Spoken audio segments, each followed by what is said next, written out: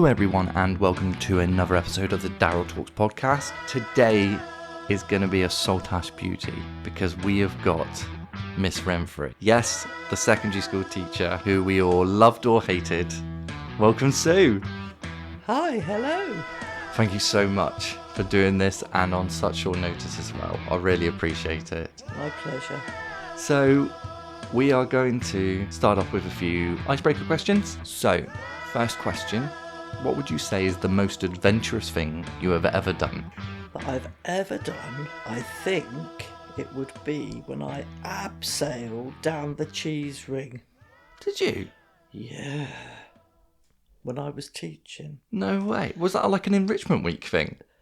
Well, it was back in the day when I had on my timetable a class called SSC, Senior Special Class. What's that then? And we had to take them away for a week. So you took a cheese ring? With Mr. Davey. And they did activities all week. And we had to abseil down the cheese ring. And I was absolutely petrified. Absolutely petrified. So was that down the quarry side? Yeah. So for any of you who don't know what the cheese ring is, and for those of you that aren't local, you probably won't even have a clue. There is a place in Cornwall called Minions, and if you walk inland, maybe about a mile or so, would you say? I don't know. I kept falling in the marshes. There is an old quarry, and on top of the quarry there is all of these compiled large stones. So it's like Cornwall Stonehenge. Yes, that's a good description. And it is absolutely beautiful. If you ever come down this way, please go and see it. If you are down this way and you've never seen it, you must go. It's sacrilege not to have. And just recently, they've put up a picture of Minions on the Minions sign. Yeah. And that caused havoc when they took it down. And yeah, there was a whole drama about that. So you abseiled down. That must be about what? Oh, it was a very long way, but we had to go. We were told by the instructors we had to go down first to encourage the others and show we weren't scared. So, second question, what would be your go-to karaoke song? Mambo number 5. Really? Lou Bega? Yeah. So is that after a few tipples, or would you do that sober? When the children were young, Sally always wanted a karaoke machine, and she got one for Christmas, I think it was. And Stephen, my husband, used to always, that would be the one he'd sing. And it just is something that we would all, as a family, just laugh and laugh and laugh about. Third question, what would you say is your biggest ick? So something that would really, really grate on you that wouldn't necessarily grate on everyone. Well, since I've retired, the one thing that has really got under my skin, I would say, is drivers who drive so slow. I don't think I've come across them until I retired and I was driving during the day when I would normally have been at work, and sometimes just having to follow them is just so painful. And I try very hard not to get wound up, not to get cross, but it is just really... So I think that's the thing that gets right under my skin. I don't drive slowly, but it's just since I retired. And I think it's as much about the fact that just because you're old, you don't have to be slow. I mean, what's scary is when somebody overtakes you and you look at them and you think they shouldn't be driving. Yeah, that's a bit of a worry. So there's two ends of the spectrum, isn't there? That is a bit of a worry, yeah. True. So let's get into it then. How old was I when we first met? Oh, you were at junior school. Yeah, so I would have been, 4? Probably, yeah. But we lived here, we had Sam here. About 30 years, 3 whole decades. Yeah, absolutely. We've known each other. And through that, you've been a teacher. Yeah. You've just been a school mum. You've been a babysitter for me. Yeah. You've been my head of year. Yeah. I was your mentor in 6th form, do you remember? Yeah, you were my mentor. Do you remember? I think you weren't towing the line and they needed somebody. Yeah. to make you take it seriously. And I don't think it works. do you know what? People are still saying that I need a mentor now, that I need to take things seriously. The amount of times that I'm getting told off in the office for saying inappropriate things or making a joke when I really shouldn't. Absolutely. Life's too short. Absolutely. And so I just want to learn a bit more about you because your story's amazing. And I'd love to hear the nitty gritty bits about what was the ups and downs of teaching in Saltash. But where did it start then? Where were you from originally? I was born in Ealing. It's London just way, isn't it? outside London, yeah.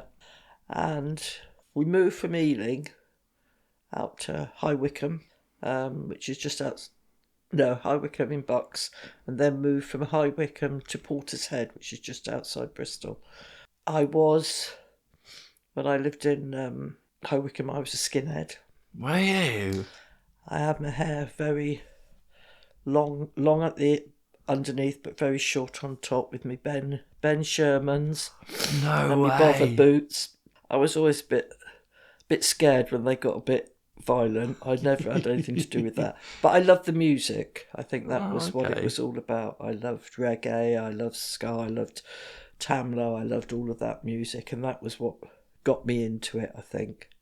And when I moved from High Wycombe to Portishead, I was like some sort of freak. Because they're all like, hello. They'd never seen a skinhead. They'd never done it, because it was Bristol back in the day. Yeah. It was quite rural. So I was a bit of a freak. When I was in High Wycombe, you could sit the 11 plus or you could go to the secondary model. I went to the secondary modern school. I didn't pass my 11 plus. So I went to the secondary modern school. So I liked school, but I was never a goody student, because secondary modern school, you didn't really take it terribly seriously. So what would you compare that to? Would you compare that to Saltash? No, because they were they later on they all became comprehensive, so you had a good mixture. But back in the day, it was very divided. So was it? I was one of the brighter ones at the secondary modern. Yeah. So it was from me downwards. So if you wanted to have friends, you had to go downwards. I was in the top set, so we did French. Oh. But we had such a rubbish French teacher, we just used to lock her in the cupboard. She used to ride her bike in. See, we wouldn't have dared. Can you imagine me doing that to Mr. Rowe? Miss Evenick? Well, you might have done it to Mr. Normanton. Yeah, because he wouldn't have caught us. But no, we didn't. But then it was different. It was different times, different days. I think it was school. School was a lot more fun, I think, in those days. And I used to get in trouble and have to be in front of the head teacher but nothing. I wasn't nasty. It was just the fact that I suppose if I look back on it, I was probably a little bit bored. Yeah. If the truth be known. But it was fun times. And then when I moved to Bristol, that was a comprehensive, so it was a lot different then. You didn't have... It was much more structured. You had to do what you had to do. But when I moved to Portishead, that's when my mum and my parents split. I ended up living in a touring caravan. No way. Down the bottom of a dark lane while I did my A-levels. Wow. Because we had nothing. My mum, in those days, women didn't get much out of divorces, but she couldn't buy a house because women couldn't buy houses on their own. Oh my God. So we lived in a caravan for about a year. But I did pass my A-levels, but prior to my A-levels, when I was doing my equivalent to GCSE, my CSEs and O-levels, I didn't pass any. No. The main reason being that I had a boyfriend who had a car. And we used to go to the pub most nights from about the age of 14 onwards. So I never took things seriously at all. And I think in hindsight, as much as some people would be absolutely disgusted that I am now was a teacher, it just gave me an insight into what kids think and what kids like to do. But when I did my A-levels, so I had to stay on an extra year when I failed everything. So I had to redo it was a 5th year then, I had to redo my 5th year again and pass my exams to then stay on and do A-levels. So I didn't finish school till I was 19 instead of 18. Which is, so nowadays, don't they have to do something till they're 19 now? Or something You like have that? to stay in education till you're 18. Oh, 18. But I stayed an extra year. And then I went to university and got my honours degree. I can't believe I've got one, really. Was that in teaching? Yeah, in education. So at what point did you go, do you know what? Well, I'm going to teach. I either wanted to be in hotel management, something I was quite interested in, because my A-levels were in food and textiles, so they were very practical subjects. I thought I wanted to go into hotel management, but then I looked into a bit, and it's very unsociable hours, and I thought, no, don't think I'll keep awake. So then I thought I'd be a nanny, and I did go for an interview to go to college, and I got there, and everyone there was like, I thought, no, this isn't me. I can't be with people like this. They seemed very, very prim and proper. So I looked around and I was able to go into teaching, which was actually a step up from really being a nanny. And I got into Carleon, which was a teacher's training college. I did the honours degree there. I never, ever passed my maths. Never, ever did I get an O-level in maths. And that has haunted me all my teaching career. People have always said, oh, well, you're not very good with numbers. And I thought... Well, that makes sense.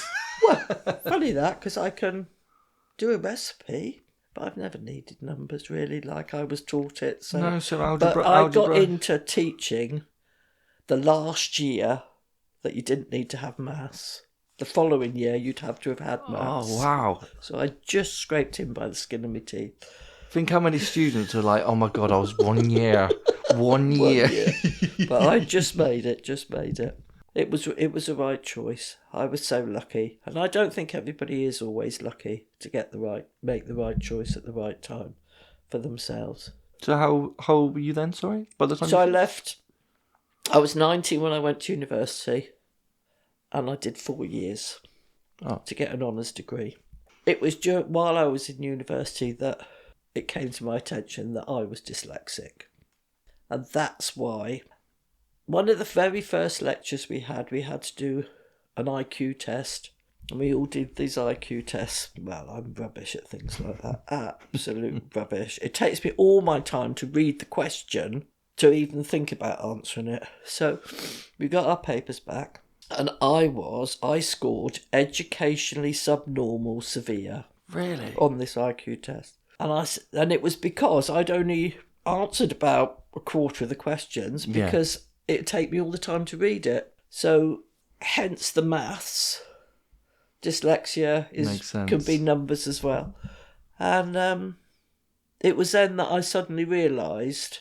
And I found it quite hard because when I went to university, you didn't have all the notes printed off for you. You had to go along to lectures and take notes. Well, I'd take notes and I wouldn't even know how to spell or write down what they were saying. So my notes So when you go nothing. back to them, you couldn't understand them, basically. My notes were absolute rubbish, absolute nothing. And I used to try after a lecture to go back and try and write it out where I'd left gaps and try. But I used to just have to actually go to the library and read because I just couldn't take it in otherwise. I could read. I'm not... Being dyslexic doesn't mean to say you can't read. It just means I'm very slow at reading. And when you take dictation, you have to be really on it to take down notes and things. And I just couldn't do it. So I was so lucky that my 2 subjects were practical. My main subject... When I went to university, I did textiles with art. It wasn't until I started teaching that I taught food. But I'm not very good at art either. But I used to mess around with clay and stuff. Oh, so okay. that was how I got through the art course. But So it's not something that you've carried on doing. not particularly, no. But they were good days. They were good days. But all the way through that, of course, my mum again had no money. It was me and my younger sister and my younger brother. So I used to have to work all summer holiday to get the money. Because when I first went to university, you had to have paperwork. You could go to university, and depending on the money of your parents, would depend on what grant you got. And my father didn't speak to me, wouldn't sign the paperwork, so I had to go to university with nothing.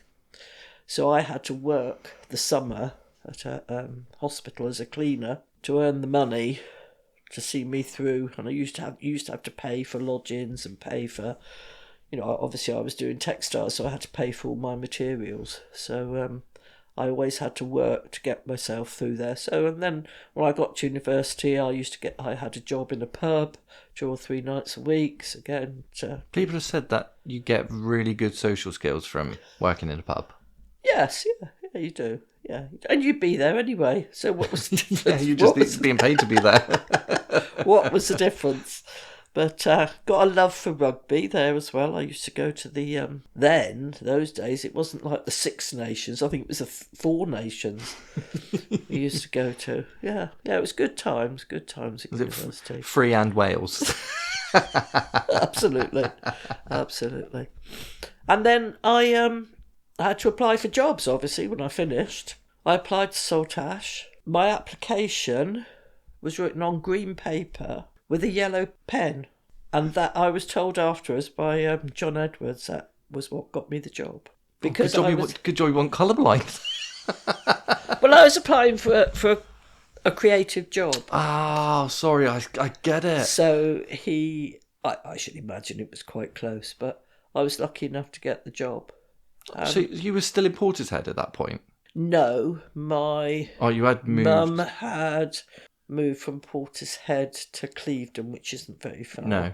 What, you had to go from Clevedon to here? Yeah, I came down, I got a flat on Mutley Plain, had to find the bus across to Saltash, and my first tutor group was a sixth former. I thought, what is this about? I know nothing. And this was when the school was on 3 sites.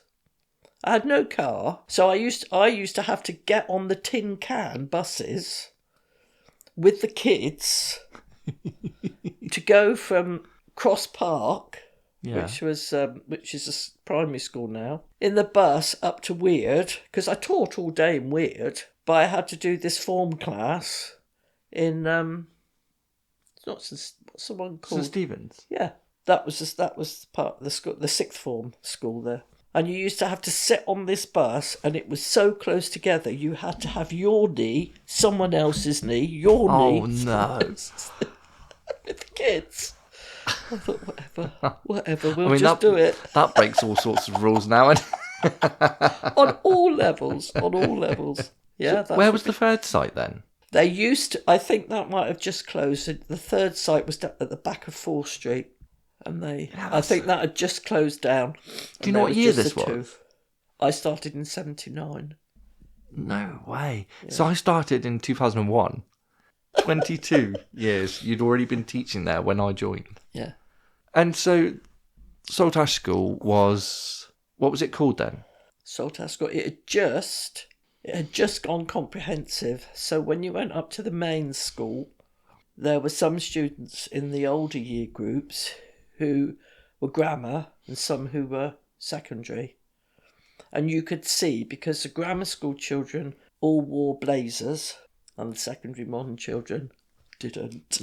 I was going to say, yeah, you're lucky if they had them on. But, I mean, I didn't notice that much, but there were a few of them in the older year groups who obviously were grammar school. And I think the process of bringing the two schools together, probably most of the aggravation and uncomfortable situation had happened the previous years. Oh, okay. And it was just settling down as I went in. Yeah, it was a different place then. Were there any teachers there when you joined that were there when you left? No. There was a couple. There was a couple of people who've been there a long time. Yes, during my there's t- some people, yeah. people like Vin Wilson, Who's the that? art teacher. You might not know him, No. but he might have left before you did. There's not many staff that stayed. When I first went to the school, there was a deputy head there called Ursula Davy. Ursula. Ursula Davy. She was something Was there a else. personality? Did it match the name? Yes, I think so. There was John Edwards was the head, Ursula Davy was deputy, and Bob Monroe. That sounds Bob Monroe is fabulous. He's still in Saltash now. Most fabulous person. Absolutely sounds like a fabulous. celebrity. Oh, he did them. He is the absolute king of assemblies. He used to do the most awesome assemblies. He was fabulous. Such a genuine, kind. He was a French teacher. He was amazing. When I first got there, the staff room was still grammar school and secondary school. Oh, really? So Yeah. even that was segregated. And I didn't fit in at all. Because I can remember being told, when I told them that my parents were divorced, that I wouldn't last long in education coming from a broken family. I was probably a delinquent anyway. No way. That's what people were like. And when you got a degree, you could wear a gown. Mm. Well, I never did. But when we had assemblies, they all wore their gowns, if they could. Really? And not many of the staff had degrees. A lot of them were teacher certificates. Because you could go around the degree bit back in the day, is that right? Well, no, after the war. I wasn't born in the war. But they had a shortage of teachers, and you used to qualify with what was called a teaching certificate, called a T-cert. And that trained you to be a teacher. And that's what most people had. To have a degree and to go to university was still quite... You had to have quite a lot of money. You had to be able to afford to do it. Your parents had to sort of push you in that direction. It wasn't something that everyone did. So it was quite unheard of that someone from a broken home should go to university. How did you react to that? Well, you just have to... Did you just take it on the chin? You just have to think, whatever. I never, ever have agreed with pomp and ceremony and all that stuff, so I never wore a gown, and I think some of the staff might have thought I didn't have a degree, but I probably had a better degree than they had, so it was a little bit about having to prove yourself, but in those days also, because I was teaching sewing and cooking... we were patted on the head anyway. Yeah. A lady doing the ladies' subjects. Do you know what? It's when you said that, I knew that was coming because it sounds very WI. But when I started teaching there, I used to have to teach boys. Just as boys. I had a class of boys, and then I'd have a class of girls. What? So they were segregated as well? I tell you what. How did you teach boys? I cried many a tear. Really? I cried many a tear. But it was fun days. I can remember one day, the worst day ever. I used to wear a sheepskin jacket because I used to catch the bus. It was cold, stood on Mutley Plain waiting for a bus. And I had a sheepskin jacket. And in my pocket, I put a bottle of ink to write for my pen, to fill up my pen. Was it with a quiver? Not quite a quiver, but I had to fill my pen up with ink. And I came into this JSC class. Somebody must have gone in before me. I don't remember locking doors back in the day. And as I went in, the door opened a bit. They'd hung my jacket on it. So as I opened the door, the jacket came off. On the floor, the ink bottle smashed all over my very expensive sheepskin jacket. That a few tears there. Did but you I find out who did it? Oh yes, yeah, they'd tell you who'd done it. Yeah, it wasn't. I never thought they never did it with any nastiness. It was a joke. They didn't know I had a bottle of ink in the pocket, did they? So you can't take it that personally. Otherwise, you'd never do anything, would you? No. So not the innocence of children, but the intention of children. And there are some that are malicious, but the majority of children aren't malicious. No. They're just children, like we all were. And so then, obviously, later on in the 80s, you have Sam. I got married first. You got married first? Yeah, bit different in those days. We got married first. Of course. Well, the other thing that is always of note, when I had this sixth form class, I can't remember what they were called, but my maiden name was Rapson. So my initials were R.A., the first two letters of your surname. So when I finished down with the sixth form, the next year I had a first year class, then a year 7 equivalent, and we were the IRA. One RA. And they took delight in calling themselves the IRA. And they were lovely. I used to love that class. There's so many of them that I see around in Saltash. Oh, really? Yeah. Some speak, some don't speak. Some I'm great friends with, but a lot that I see around Saltash. Some of them who sort of look at me and I think it's okay. There is still an element, like, I still want to call you Miss. It's really weird. But nobody ever called me Mrs. when I got married. No, that is weird, isn't it? I was always Miss. Mr. Feldrick once told me off in Waitrose. He said, "Well, just stop calling me sir." There's actually some of the people in my year, or that I went to school with, are now teachers there. Yes. It's amazing. Yes, I've heard that. Yeah, so you got married. So I got married, yeah. When did you meet Steve? Stephen was in the Merchant Navy, and he used to come home to do his exams, and he was working towards his Master Mariners, which is like to be a captain of a ship, which is the highest level. And so he was doing those. And when we were in, there was a group of us who lived in Plymouth, young teachers. If we went out in the evening, Union Street used to be the place to go, but we couldn't go there because all the kids would be there. Going back to me going out with my boyfriend to the pub at 14. Things don't change. So we used to have to go somewhere else. So we used to go to the Sailing Club, which is still there now, but it's called something different, which is next to the Three Crowns on the Barbican. And then you walk along and there's a club called Annabelle's. Yes, I know. That used to be the Sailing Club. Well, Annabelle's? Yeah. No way. So that's where we used to go. So we used to go down. Usually go to, we used to call it the Three Gimps, because there was 3 of us who used to go out. And we used to go out and we used to, in the Sailing Club, they'd have lots of sailors or ships that had come in to Plymouth, and that's where they'd all go drinking. So that's where we used to meet loads of different, usually men, from all the different ships coming in from all the different countries, and they'd very often invite us to go on board their ship for a meal and drinks and all sorts. But it was we had a good time, and that's why I met Steve, because he was in the Merchant Navy and he was there one night. Nearly frightened him off because I tried to run the first Plymouth Marathon, but didn't quite make it. How far did you get? You had the first marathon, you had to run up Forder Valley Hill. Right. Well, that wasn't happening. That wasn't happening. I got to the stage where all the drinking stations were shut in, all the traffic was coming down the road. So I got a lift back in an ambulance. I was okay, but I got a lift back in the ambulance. I did about half, I think, of it. Oh, well, that's still more than I could do. But we got sponsored, so we raised money for the Maurice Huggins restroom. The what? Maurice Huggins restroom, which is still in Saltash now. It's in the Victoria Gardens. Yeah. That little thing in the... Yeah. Maurice Huggins restroom.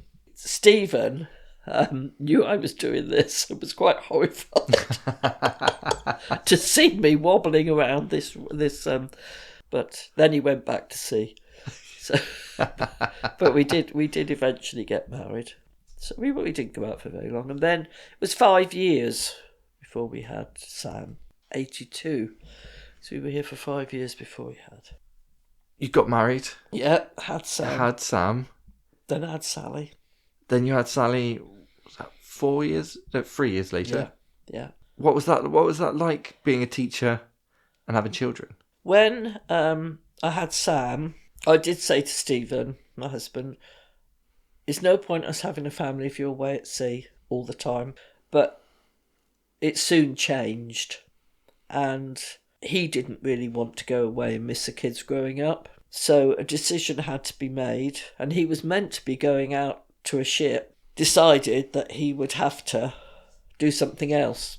The decision was made that I'd have Sam and he'd go to university. No way. Even though he had his Master Mariners, which was equivalent to a degree, it wasn't recognised anywhere but at sea. Whereas nowadays, any qualification in the military is transferable. it's got to be transferable now, hasn't it? It wasn't then. So he went to Plymouth. I think it just had changed to Plymouth University, and did a geography degree. So at the beginning, I had 6 weeks. I had Sam, and you had full pay for 6 weeks. Then it went down to half pay, so I had to go back to work. So Stephen had Sam from 6 weeks, and then I had Sally at the other end of his degree course. Yeah. So she was born the day before his final exams. So, but he got his degree in geography. Amazing. And again, 6 weeks in, and he had. So I had a total of 12 weeks maternity leave for both of them. We couldn't afford to. We didn't have. But I was also very lucky that it was only 6 weeks and it was a holiday. Yeah, of course. So I always knew that I had them to look forward to. I think I was the only parent that loved the holiday, school holidays, being with the children. No, they never said same. That they did. I grew up with them, and we had such a good childhood. Yeah, we did. I think everyone in Hat had a lovely childhood. Didn't Like I can never say a bad thing about growing up and like reading books about, like skimming stones and riding bikes and stuff. That was literally our childhood. Like I was explaining to somebody the other day, used to go to one of the lads, Darryl Wilcox. Yeah. We used to ride our bike out to his farm, and we used to jump in the corn piles. Absolutely, as you do. You couldn't get any more country bumpkin. Yeah. Than that. So yeah, but the school was lovely as well. Landolph School was marvellous. They were great days. And whenever I hear people whose children are going there, I just think you're so lucky. Yeah. And the teachers that went there, they were amazing. Yeah. And Annie Yule, she was lovely. I remember she was left-handed, and Sam was left-handed. I'm left-handed. And he's got the most, I expect you have too, most amazing handwriting. Sam just writes with his left hand. Yeah. He doesn't move the page or put his arm at a funny angle. He just writes with his left hand. Yeah, see, I am a little bit cack-handed. Sam's not. Sam's just... Everything I do is cack-handed, I thank her for that. But Sam was very dyslexic at school. He's very dyslexic now. Always has been, always will be. I would have never known that, and I would have never known that about you. But why would you? Would you? No, but it's just odd. Dyslexia, the main reason you pick up dyslexia is because your communication and vocabulary is far in excess of your written word. Oh, really? Because I can communicate and say words. I can spell them for toppers. So I don't use them. Just because you're dyslexic doesn't mean that you can't or don't communicate. But it's just that the written word of communication. I can remember when I went to college, they said to you, if when you're writing on the board you make a mistake, you always have to say to the children, I put it up there on purpose. Well, I couldn't say that because I didn't know how to spell it. So there would always be one smarty pants who'd say, this is wrong. So I used to have to say, I'm dyslexic. Thank you for pointing it out. Could you tell me how to spell it? I think I used to turn around and look at the kids, and there'd be like 3 or 4 little faces that would look at me as if to say, me too. Yeah. And I think I was always told off by the head of department, Mrs. Harris, that when you teach, you've got to be on stage and never give the children any part of you personally. Well, I didn't ever do that. It is about, isn't it, giving of yourself in order to get back from them, the honesty. And I always think that I couldn't be anything else but honest. And I didn't want to be anything else but honest. because Yeah, that's not what it's about. Do you think that's where a lot of people mistook your abruptness with you were just being honest rather than beating around the bush, basically? I'm very direct. Yeah. And I know I'm very direct, but I'm not mean. I don't do things to upset people if something is a certain way. And I think some people, and I mean, all of us can be misinterpreted, can't we, for the way that we are. I always thought that my sort of thing was, staff always used to say to me, "Oh, the kids only do as you tell them because you shout at them." And I have to say, I have been blessed with a lovely voice that really... I can still hear it. Really does. I can still hear it. It was maybe once or twice aimed at me, but very rarely. But I can still hear the tone of you telling somebody off. And that's your only tool in the classroom. That's a gift, isn't it? But it's... Imagine if you had a soft voice trying to tell somebody off. It wouldn't never get anywhere. Exactly, and I bet there are teachers that really struggle with that. They really struggle. Yeah, because nowadays people have got to try and explain. So this is why you've done this. You've done this. This is the consequence. Yeah. And now this is going to happen. Yeah. That's hard work, isn't it? Well, no, because I always used to do that too. Because the ones who... we were too busy crying. The students who knew me best were the naughtiest ones. Yeah. And they would be always the ones that would give me a hug at the end of when they left school. And they would always be the ones, because we knew each other much better. Because there's only so many things you can do. And you spent the most time together. Yeah.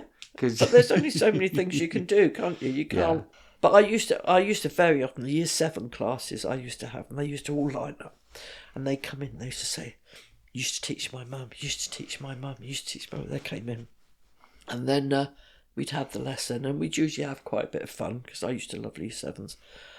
And then when they go up, they're saying, "You didn't shout at all." I said, "Well, why would I need to shout? I don't need to shout if we have a nice lesson and we get on." But I always thought that was what I was known for, the teacher that shouted. Yeah. But I don't know. Yeah, I would say yeah. People but might. Obviously I knew different because I knew you out of school as well. Yeah. Do you know what I mean? Yeah. So it was different for me. Yeah. When I first started teaching at Saltash, they had the cane. No. It was awful. And the deputy head that administered the cane was Mr. Davies. Fred, he administered the cane. And I can remember I had 2 boys in my SSC class. I tell you, that SSC class haunted me for years. And I had a new one every year. And every week, I give them materials and they'd lose them the next week. Even if I told them to put them in the box, they'd be lost the next week. I have no idea how or why. And they were known to be naughty children, Yeah. They weren't the creme de la creme. Because some of them in that class were lovely kids. They were just not academically terribly bright, but they were lovely, really nice kids. But these 2 had attitude galore. Those days you had nobody in the classroom, no support at all. So I had to call for Mr. Davy to come down, and he took this boy out. And he must have cheeked him when he took him out. And at the end of the lesson, I went to see Mr. Davy to see what happened, because he hadn't come back to my class. And he was sat outside and sewing something that Mr. Davy had given him to do. I went in to see him, and he said, "I'm administering the cane, and I'd like you to stand here and watch it happen." Did you? Yeah. Oh my God.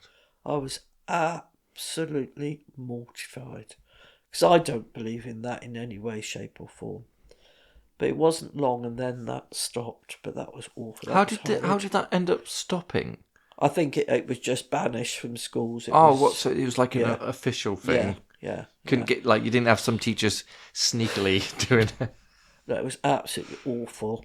I think when I was teaching, it was just one named person that could administer. Oh, the official whacker. So all the other teachers that used to wallop you with a blackboard, but they weren't supposed to do that. But they still did it. What would you say is the next thing, the big change? Because the corporal punishment was massive.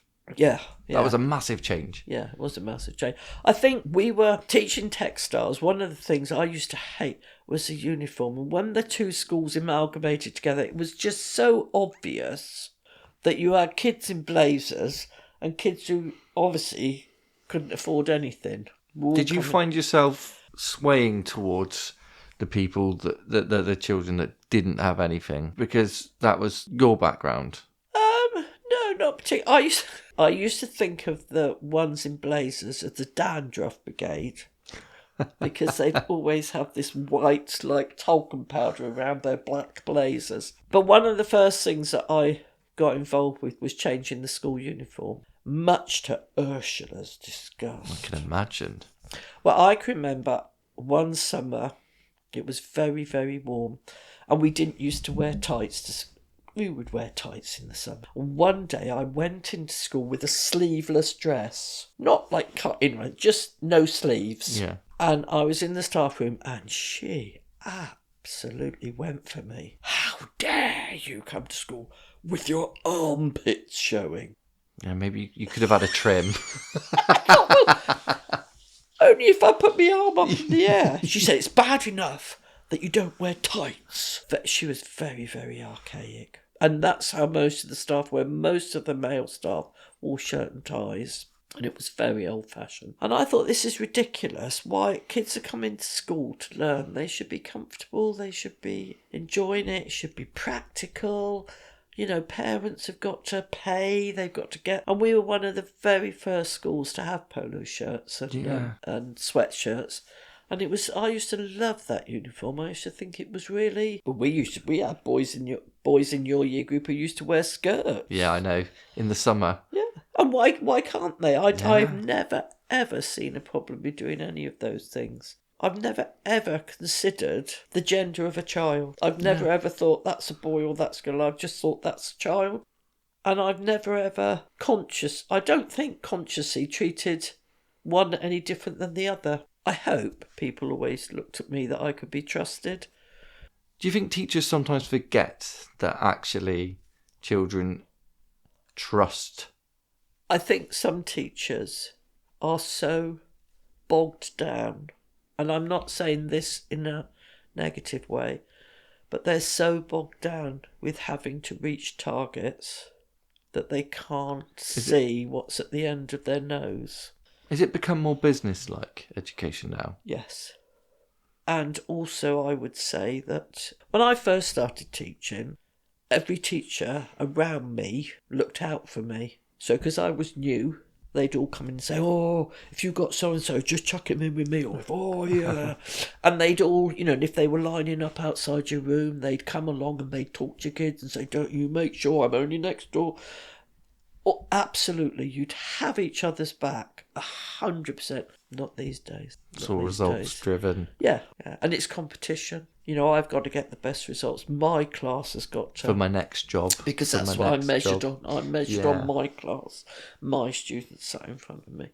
What made you decide to leave? A couple of things, really. Stephen had... my husband wasn't terribly well. He'd retired. And I think it was just the right time. And I have to say, if I'd have stayed there, I would have left quite negatively from the teaching profession. But when I went and did supply, I absolutely loved it. I went to the roughest schools in Plymouth. And I loved it because I was back in the classroom with the kids doing their worst. And I'd like to stand there and say, is that the best you can do? So now I have to call the teacher who's going to come in here. And as soon as they walk through the door, you're all going to stand up straight. But fabulous schools out there in Plymouth. Some fabulous schools. But challenging schools. And I did that. Because that's also... Loved it. I think, and I don't, it's not until now that you suddenly sit down and think, actually, the effect I had on an awful lot of children was quite significant. Yeah, I don't doubt that in the slightest. And I remember years ago now, Stephen and I went down to, what's it called, the place? Trago Mills. Yeah. To buy some curtains. We were walking around looking for curtains. I don't know why we were there doing that. Anyway, this person came up to me, tapped me on the shoulder and said, "Is it Miss Rapson?" And I said, "Well, yes, but I'm Mrs. Renfree now, married." She said, "I've worked in this department since leaving school, all because of you and your needlework classes." When we went, Stephen said to me, "Isn't that amazing, the influence you had on that one person?"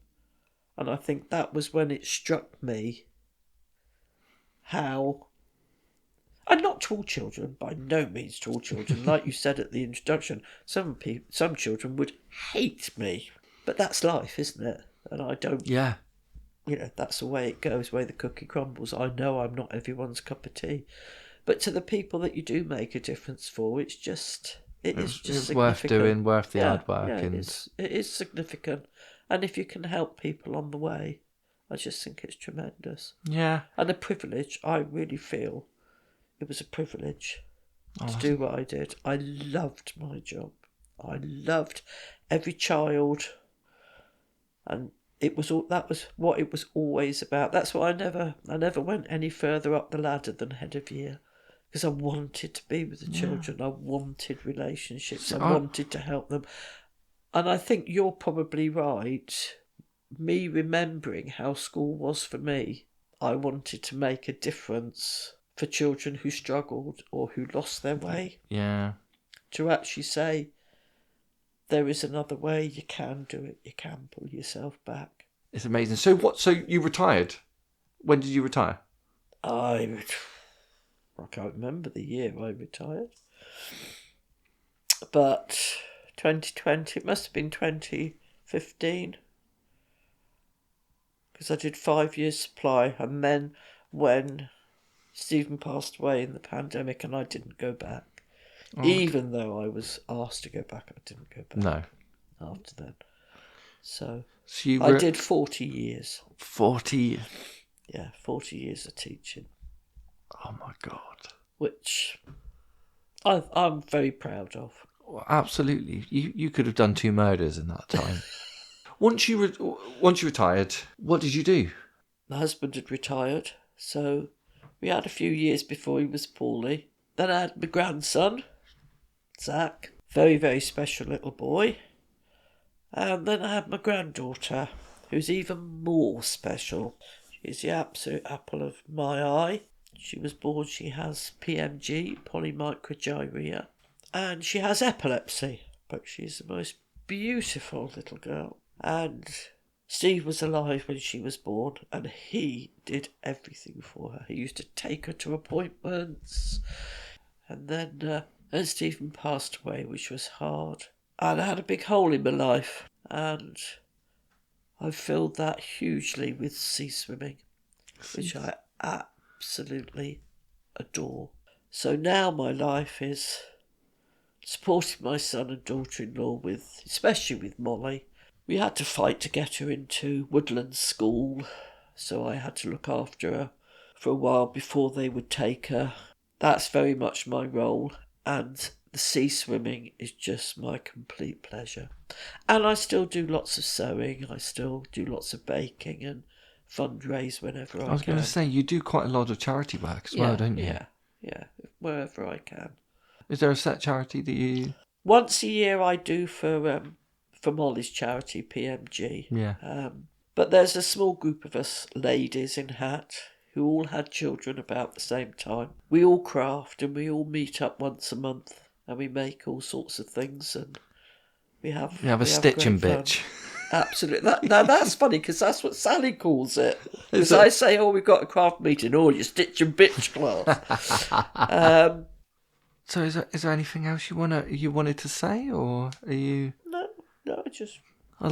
just an ordinary person who had the privilege of a career that I loved.